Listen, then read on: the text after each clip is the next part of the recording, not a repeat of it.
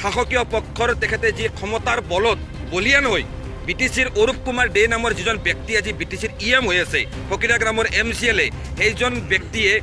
এই সাধাৰণ ভূমিকেন্দ্ৰিক ঘটনাটোত নিজেই জড়িত হৈ থাকি সমগ্ৰ কোকৰাঝাৰত এক সাম্প্ৰদায়িক বাতাবৰণ সৃষ্টি কৰিব বিচাৰিছে সাম্প্ৰদায়িক পৰিৱেশ কলুষিত কৰাৰ চেষ্টা কৰিছে আমি অৰূপ কুমাৰ দেক প্ৰশ্ন কৰিছোঁ আজি অৰূপ কুমাৰ দেৰ বিটিচিত যিবিলাক সময়ত শান্তি প্ৰতিষ্ঠাৰ কাৰণে এই অঞ্চলৰ জনগণে কাম কৰি আছিল সেই সময়ত তেওঁৰ কি অৰিহণা আছে বিটিচিৰ সমাজ জীৱনলৈ অৰূপ কুমাৰ দেৰ কি অৰিহণা আছে সেই অৰূপ কুমাৰ দেৰ ক'ত অধিকাৰ পালে এই বিটিচি অঞ্চলটোত এক সাম্প্ৰদায়িক বাতাবৰণ সৃষ্টি কৰিব আমি জয়ন্ত মল্ল বৰুৱা ডাঙৰীয়াক প্ৰশ্ন কৰিছোঁ আজি কোকৰাঝাৰত আপোনাৰ যদি আজিৰ তাৰিখত আপুনি চেলেঞ্জ কৰিছোঁ অপেন চেলেঞ্জ কৰিছোঁ অসমৰ মাননীয় মন্ত্ৰী জয়ন্ত মল্ল বৰুৱা ডাঙৰীয়া যে কোকৰাঝাৰত এজন বাংলাদেশী ব্যক্তি আপুনি বিচাৰি দিয়ক ফকিৰা গ্ৰামত এজন বাংলাদেশী মন্ত্ৰী বিচাৰি দিয়ক ABMSুৰ প্ৰেচিডেণ্ট টাইসন হুসেনে যে কথা ক'লে যে অরূপ কুমারদের কি অরিহণা আছে অরূপ কুমারদের অরিহণা থাকক না থাকক বর্তমান অরূপ কুমার দে বিটিআর সরকারের এজন এক্সিকিউটিভ মেম্বার কার্যবাহী সদস্য সরকার চলোৱাৰ ক্ষেত্ৰত গৰিহণা অৰিহণাৰ এইবিলাক কথা নাহে নিৰ্বাচন প্ৰক্ৰিয়াত ইলেকশ্যন খেলি জিকি আহি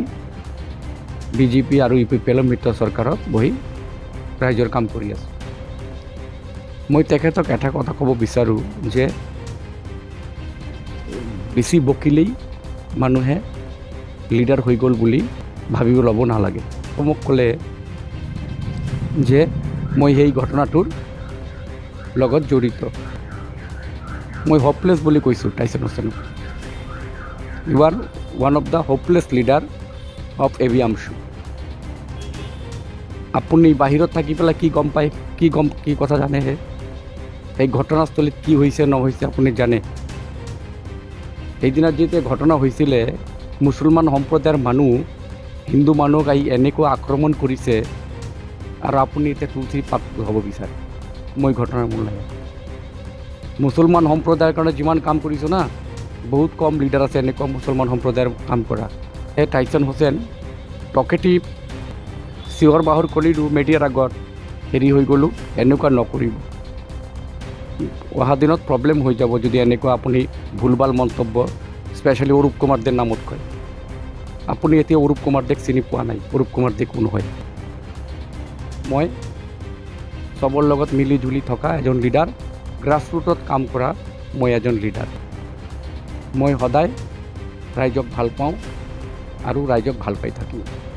ভিডিঅ'টো চাই মোৰ বহুত বেয়া লাগিছে এনেকুৱা আপুনি মন্তব্য নিদিব অহাবাৰ দিলে কথা বেয়া হৈ যাব হয় কোকৰাঝাৰৰ ফকিৰা গ্ৰামত ভূমিকেন্দ্ৰিক যি সংঘাত হৈছিল সেই সংঘাতৰ পৰিপ্ৰেক্ষিতত মন্ত্ৰী জয়ন্ত মল্ল বৰুৱা আৰু অৰূপ কুমাৰ দেই ইতিমধ্যে বিভিন্ন ধৰণৰ সাম্প্ৰদায়িক কথা বতৰা হোৱা আমাৰ দৃষ্টিগোচৰ হৈছে তাৰ পৰিপ্ৰেক্ষিতত আমাৰ সভাপতি ABMSুৰ সভাপতি টাইসন হুসেন ডাঙৰীয়াই তেখেতে নিজৰ তথা ABMSুৰ যি প্ৰতিক্ৰিয়া এই প্ৰতিক্ৰিয়া বিভিন্ন সংবাদ মাধ্যমৰ জৰিয়তে প্ৰকাশ কৰিছিল তাৰ পিছে পিছে যোৱাকালি বিটিচিৰ এজন শক্তিশালী EM প্ৰমোদ বড়ো ডাঙৰীয়াৰ এজন শক্তিশালী EM বিজেপিৰ EM তেখেতে টাইসন হুসেন ডাঙৰীয়াক যেনেদৰে তুচ্ছ তাচিল্য কৰি পেলাই তথা ভাবুকিমূলক যি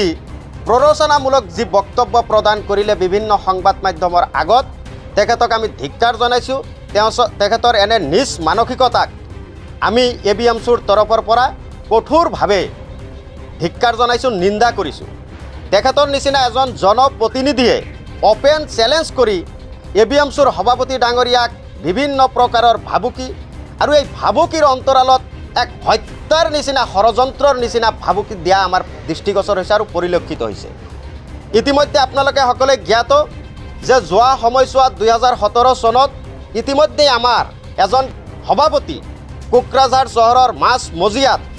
সেই সময়ৰ বিটিচিৰ পৰিষদ চলাই থকা হাগ্ৰামা মহিলাৰীৰ দিনত ABMSুৱে সেই চৰকাৰখনৰ বিৰুদ্ধে অহৰহ সংগ্ৰাম তথা বিভিন্ন ধৰণৰ নিজ গোষ্ঠীৰ নিৰাপত্তা তথা বিভিন্ন দিশত কথা বতৰা কোৱাৰ বাবেই কিন্তু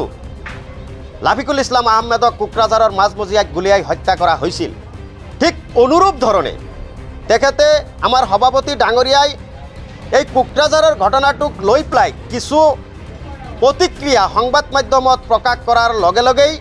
ঠিক পূৰ্বৰ দৰেই এক ভাবুকিমূলক আৰু আক্ৰমণাত্মক এক বক্তব্য অৰূপ কুমাৰ দেই দিয়া আমাৰ দৃষ্টিগোচৰ হৈছে আৰু আমি দেখিবলৈ পাইছোঁ। ইয়াৰ পৰা আমি স্পষ্ট হৈছোঁ যে শহীদ লাভিকুল ইছলাম আহমেদৰ নিচিনাকৈ টাইছন হুছেইন ডাঙৰীয়াকো হত্যাৰ পৰিকল্পনা কৰি থকা হৈছে নেকি।